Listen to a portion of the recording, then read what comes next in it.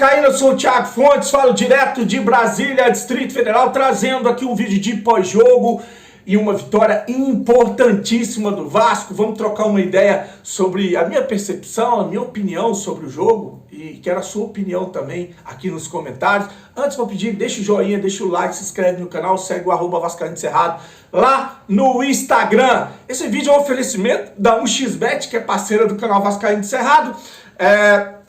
Se você quer fazer ali o seu cadastro no XBet, o link está no primeiro comentário fixado, clica, vai abrir ali uma janelinha para você fazer o cadastro, coloca o código promocional do Cerrado e o primeiro depósito ou Pix que você fizer no valor de até R$ 1.200, eles dobram em bônus para você usar na 1xBet, que é parceira do canal Vascaíno Cerrado 2023. Bom, vamos falar dessa vitória, né? O Vasco quebra uma sequência de 9 derrotas em clássico, isso não pode existir, mas quebra hoje essa sequência e nessas 9 derrotas em clássico não tem nenhum empate, foi tudo cacetada, tudo porrada que o Vasco tomou. E hoje a gente, como eu falei no vídeo mais cedo, se tinha uma coisa que me agradava em meio a tanta notícia ruim, era que o Vasco ia repetir a escalação do primeiro tempo contra o Fluminense, que agradou a 99% dos torcedores vascaínos, com uma exceção que era o goleiro House no lugar do Léo Jardim. Então o Vasco entra com aquele quarteto defensivo, com Léo, Miranda, Pumita e o Piton, aqueles 3 volantes, né, com 2 volantes mais fixos, o Barros, que jogou pra caramba de novo, o Rodrigo e o Galarza, aquele cara brigador no meio de campo, e com um trio no ataque que é o Teixeira, Peck e o Pedro Raul. Não adianta você querer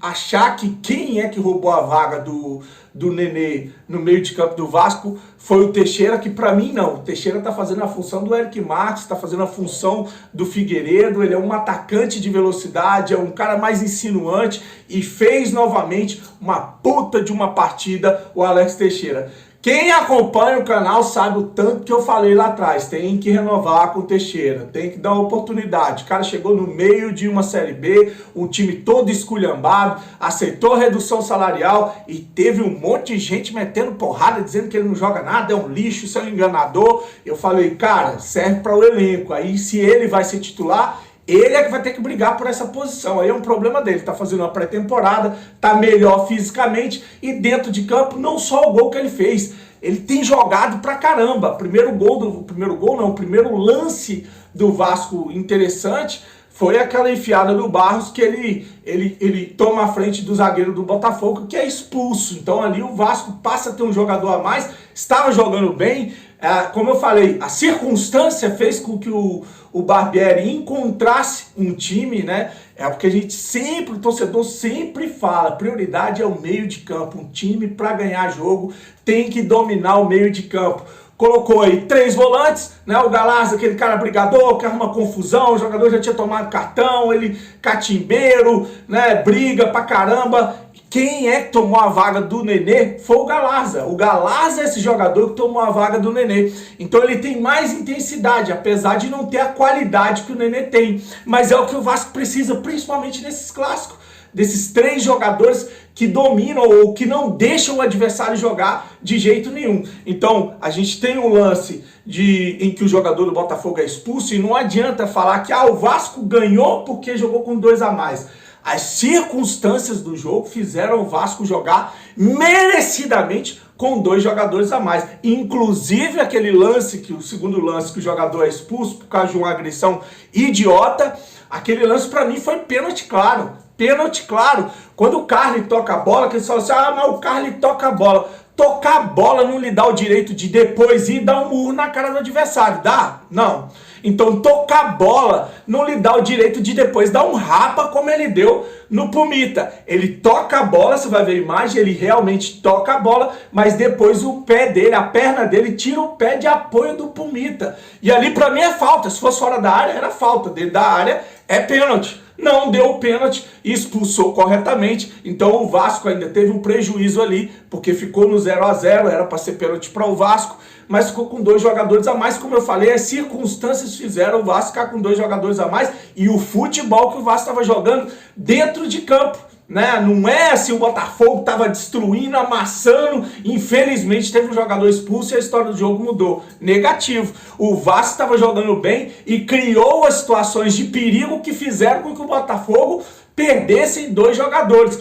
Aí entra o Pedro Raul. Pedro Raul não pode errar um gol do jeito que ele errou. Aquela jogada, mais uma vez, de velocidade, onde o Peck vai para a linha de fundo, cruza, o Alex Teixeira deixa a bola passar e o Pedro Raul sozinho chuta a bola para cima. Naquele momento, o mundo e a internet tava desabando a chamar o Pedro Raul de Ribamar e xingar ele nas redes sociais. Não pode errar os gols que ele vem errando, né?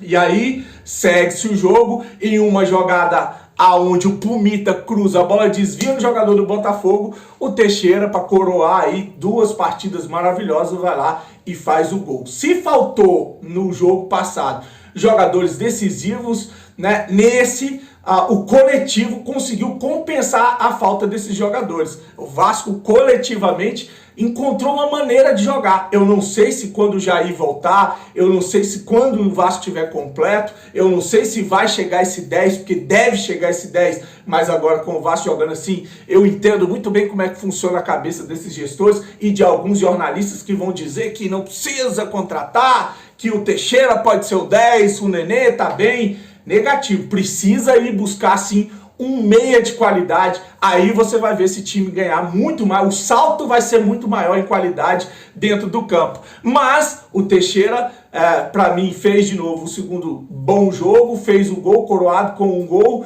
e aí no segundo gol o Nenê, que entrou bem também, o Nenê entrou muito bem devido às circunstâncias de jogo. No segundo tempo, de adversário com 2 a menos, o Nenê foi o jogador que prendeu a bola, que deu os cruzamentos, que criava as jogadas com o Eric Marcos do lado esquerdo, e numa jogada de escanteio, o Nenê bota na cabeça do Pedro Raul, que se redime e faz um gol, mas não pode errar os gols que vem errando. Enfim, faz um gol, vai pra galera, tá aí, artilheiro tá lá, é pra fazer. Então tá aí, o Pedro Raul faz 2 a 0. Aí muita gente questiona o fato do Vasco jogar com 2 a mais e não golear o Botafogo.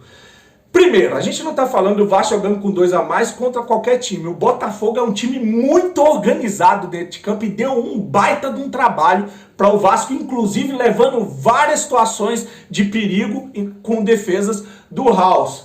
O que o Vasco pecou para esse placar não ser maior foi, para mim, a entrada do Egnaldo, que entrou mal pra caramba, errando passe, errando dominadas, num lance que ele conseguiu, um ele finalizou para fora, um outro que ele conseguiu finalizar, que o goleiro do Botafogo fez uma boa defesa. Para mim a escolha foi errada, porque naquele ataque o Vasco tinha 5 contra 2 ou 3 jogadores. Se ele toca a bola rápido, iam sair na cara do gol e ali o Vasco ia fazer o 3 a 0. Então, para mim, um dos motivos pelo qual o Vasco não conseguiu golear ou fazer mais gols foi a entrada do Egnaldo, que entrou mal pra caramba, e tanto que o Barbieri chamou a atenção dele pra caramba numa dessas bolas que ele perdeu e quase foi gol do Botafogo, né? Mas, como eu falei, o importante é a vitória, o importante é quebrar essa sequência negativa e entrar no G4. O Vasco, agora, de 11 foi para 14 pontos, passou o Bangu e o Volta Redonda, está entre os 4 primeiros, agora é ganhar do Boa Vista, depois tem um clássico contra o Flamengo, o próximo jogo, semana que vem, aqui em Brasília, né, com casa cheia no Mané Garrincha, que é o jogo da Copa do Brasil. Então uma vitória aí para lavar a alma do torcedor, que não vamos aqui cair na empolgação de achar que tá tudo lindo, falta ainda peças para a gente ter um time mais qualificado. Mas gostei, principalmente do fato do Barbieri repetir uma escalação que deu certo contra o Fluminense. Tá bom? Deixe seu comentário, curte o vídeo, fala o que você achou da vitória. Desejar uma noite abençoada, grande abraço e com Deus e saudações vascaínas.